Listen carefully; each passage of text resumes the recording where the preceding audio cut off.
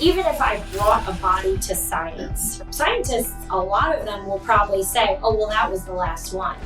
Independent researchers across the country are hunting for evidence to prove the existence of Bigfoot. This large, hairy, ape-like creature has been witnessed by thousands and left many disturbed by the encounter. When you encounter one of these animals, it is very scary. But I'm here to tell you that Sasquatch is not as scary as you think they are. I find the phenomenon of Bigfoot and Sasquatch sightings interesting, and the possibility of an unknown creature of this type actually existing is fun to entertain. Recently, I attended a talk about Bigfoot to learn more on the topic. Emily Fleur, one of the speakers, gave a great primer on the subject of Sasquatch and shared some of the prevailing thoughts on this alleged creature.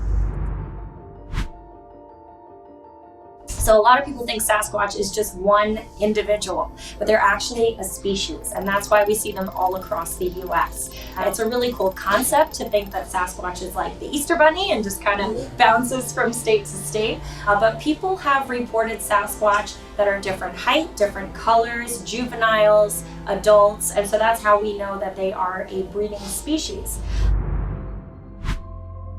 I want to talk to you a little bit about some evidence that we have that tells us what Sasquatch is. We are probably 99% sure that Sasquatch is an ape.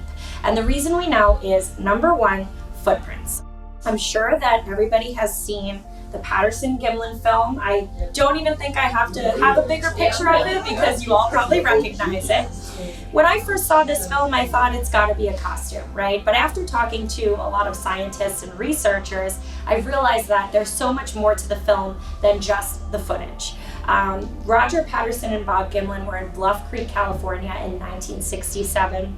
They were riding on horseback looking for Sasquatch after hearing about some reports in the area, and they came across this individual who happens to be a female, and they shot a less than 1 minute video of her.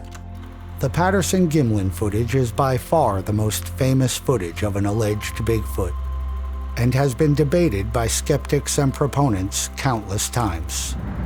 This film is incredible. You can actually see the muscles flexing in her thighs. The creature's called Patty, named after Roger Patterson's wife, actually, Patricia Patterson. This is a cast from the Patterson-Gimlin film. The footprint that she left 10 of them, or a little bit more than 10. They cast 10 of them. The one I just showed you is right here. So this is the actual footprint in the ground. Now, the reason that we know that Sasquatch is an ape is because of the way that their foot is designed. So they have something called midfoot flexibility, which is most commonly present in the ape species. We used to have this. Our ancestors had midfoot flexibility, as well as other hominoids like Neanderthals and Homo denisovans, Homo naledi, and other apes like chimps and gorillas and orangutans. They all have midfoot flexibility. What this means is that when humans step, all of our weight goes to the ball of our foot and our toes. So we step like this. Sasquatch's feet bend in the middle. So they step down with the entire middle of their foot, all the way from the toe to the middle. What ends up happening is their heel comes next and kind of scoops up. When the heel scoops up, it pinches the sand and it creates a little mound of sand in the ground. And because a footprint is a negative of the impression, we see that little mound of sand as an indent. This is commonly mistaken for an arch, but it's actually a sign of the anatomy present in Sasquatch feet. That's number one. The second piece of evidence that tells us Sasquatch is an ape are fingerprints. Fingerprints are a primate characteristic. How do we know that Sasquatch has them? Because of hand casts. We have several hand casts. This one came from Oregon. In a lot of these hand casts, we see what they call dermal ridges, which are basically the unique lines on our fingerprints. Sasquatch has these too, and we also see them in footprints on their toes. So fingerprints are another great way to know that Sasquatch is an ape. The third piece of evidence that I cannot show you today are hair samples. Primate hair is very difficult to analyze because you can't really extract DNA from primate hair. That includes humans. We lack a medullary streak, which is what holds the DNA in a hair sample. So it's very difficult to extract DNA. That's why when people say, oh, well, why don't we have DNA evidence of Sasquatch? DNA is extremely hard to extract from any sort of sample, even feces. So Sasquatch hair may not yield DNA, but there was a study done by Dr. Heron Fahrenbach and Dr. Jeff Meldrum on hair samples of reported Sasquatches. They took the hair from different locations, right? And they compared it to humans, chimpanzees, and then all other hair in their database, moose, bear, everything else. The hair was very unique in that it resembled a chimpanzee and a human. This does not mean that Sasquatch is a chimp-human hybrid. It just means that they fit within our family tree. So that is how we know Sasquatch is an ape. They probably evolved to walk upright. Why? Not so sure. They're pretty big, so I think they probably adapted to do that instead of climbing.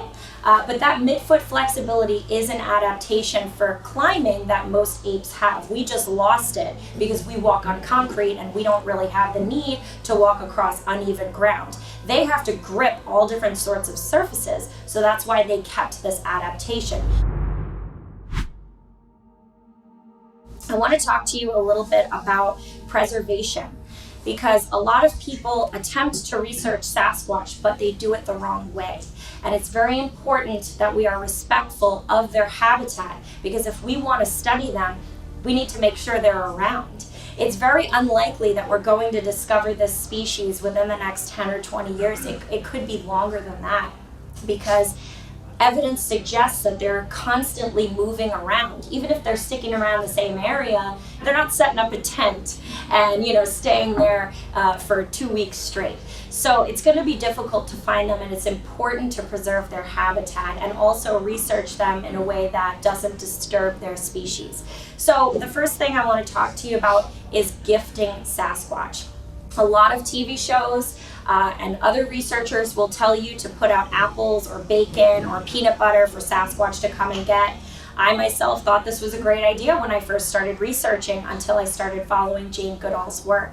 I went to see her speak in Brooklyn, and it was a really amazing experience, and I took such a valuable lesson home with me after doing more research on her work. In 1966, Dr. Goodall was researching chimpanzees in Gombe, Africa, and unfortunately a nearby village was feeding the chimps. The chimps were raiding their garbage, and they were also leaving out food for them. They contracted polio from the humans in the village, and they passed it to the troop of chimpanzees that Dr. Goodall was researching. Several of them died a very slow and painful death. And this made Dr. Goodall really regretful of even feeding them in the first place, because although she wasn't the one who transmitted polio to them, other humans did. Apes pass disease to one another very easily, so it's very important that we don't gift. Another thing is, when Dr. Goodall started baiting her chimpanzees with bananas, they became highly aggressive after a couple of weeks. They started fighting with each other, they started attacking the humans, and they were behaving in a way that they wouldn't normally behave in the wild. So if we do want to study the behavior of Sasquatch, we don't want to be skewing the data. If we start baiting them and they start coming on our property and taking the bait and acting a certain way, we're not going to get an accurate depiction of how they actually behave, because we are skewing and messing with that data. Another thing you can do to kind of protect Sasquatch's habitat is clean up the forest, right? It's something pretty simple, but the way that I look at it is, when I'm out on a hike or if I'm out searching for Sasquatch, I pick up trash I see along the way. I've got these great collapsible buckets. I'll throw my trash in here and I'll make sure I dispose of it when I leave. Using biodegradable soap and toilet paper, another good thing to do when you're out camping in the woods. Another thing is, trash may not harm Sasquatch, right? Sasquatch may not pick up a piece of plastic and go to eat it. They're probably smart enough to know that it's not food. However, their prey is not so smart. Small mammals and deer may go after something like that, and that could end up wiping out populations of their prey, which would end up affecting the Sasquatch. So in terms of searching for Sasquatch, it's really important that we document our evidence. So I wanted to give you guys a little tutorial of how to cast a print so that if you do come across evidence, you can document it, because at the end of the day, there aren't many people researching this, and it's really, really important that we have that database of evidence. All of these prints here came from the Pacific Northwest, and there really aren't many casts from out here. So this is how to cast a print. I'm no expert, and it is always easy to mess this up. You only get one chance here, but I have messed up a print myself. I found one in Fairhaven, Vermont, and it had clear toes. I was so excited about it. It was November and it was 20 degrees. I started mixing up my plaster in this bottle, and it immediately hardened because of both the weather and, just mixing it in a bottle, and I ended up pouring it in and completely ruining the print. There's always a chance that weather or all sorts of factors, humidity, bubbles, will, mess up your print, but you just want to try your best. So the first thing you're going to want to do if you come across a print is measure it. If you don't have a tape measure with you, use a scale item like a pen or your boot, something that you're going to take home afterwards. You can measure that scale item and then determine the size. That's really important. The second thing you're going to want to do is you're going to want to pour your water first. Don't pour the plaster first, pour the water first. Plaster is super cheap. You could get a giant 20-pound bag for, I don't know, $10 or something like that. I'm going to add the plaster in. This is a messy undertaking, so I'm going to have to clean this library when I'm done. But I'm going to add the plaster into the water until I see little hills of plaster coming up. So I might just kind of pour it in here. And this is just a coffee can that I keep mine in. You definitely don't want to breathe in the smoke. I'll do it today, but normally you can wear a mask or just kind of try and avoid it. What you're looking for is a pancake batter consistency. So mixing with your hand is the best way because you can squish out all the bubbles. It's kind of nice and it feels kind of cool. Now, normally in a real life situation, you've just come across what you think is a Sasquatch footprint or handprint. You're probably going to be doing this looking around like, oh my gosh, where is this thing? Is it still here? But it's important to remain calm. Sasquatch is not inherently dangerous, or they're not typically aggressive. I mean, certain reports are spooky, right? Because if you came across a chimpanzee in the woods, don't you think you'd be scared? Apes are pretty creepy, even humans, right? Sometimes you come across someone in the woods and you're like, ooh, that guy's creepy. So it's definitely spooky, but we have to try and remember that they're not likely going to attack you unless they feel threatened by you. So just try and remain calm. It's going to take the print about 20 to 30 minutes to dry. And what's going to happen is once it dries, it's not completely hardened. So you're going to want to refrain from touching the print. Try not to get your fingerprints on it. Try not to mess up the print. Handle it very carefully. Put it in your car and then wait 7 days before you rinse off the dirt. Because when most people see these, they assume that's how it's going to come out. But you're casting in dirt, so you actually have to rinse them off. You have about 30 minutes to mix this up before it starts hardening, so you have plenty of time to squish out those bubbles. And you're going to get super messy, but that's the life of a Bigfooter. So the first thing you're going to want to do is take a little bit of the plaster and kind of drip it on. Because what happens is if you pour this on all at once, it could end up pushing some of the soil and distorting the print. So you kind of want to just get some into the little crevices and flick it. It's a little messy, but that's kind of the best way to do it. Pour the plaster very slowly. Now, so a common mistake that people make is they only pour the plaster onto the main features of the print. But that's not a very good idea because sometimes features register after the print has been cast.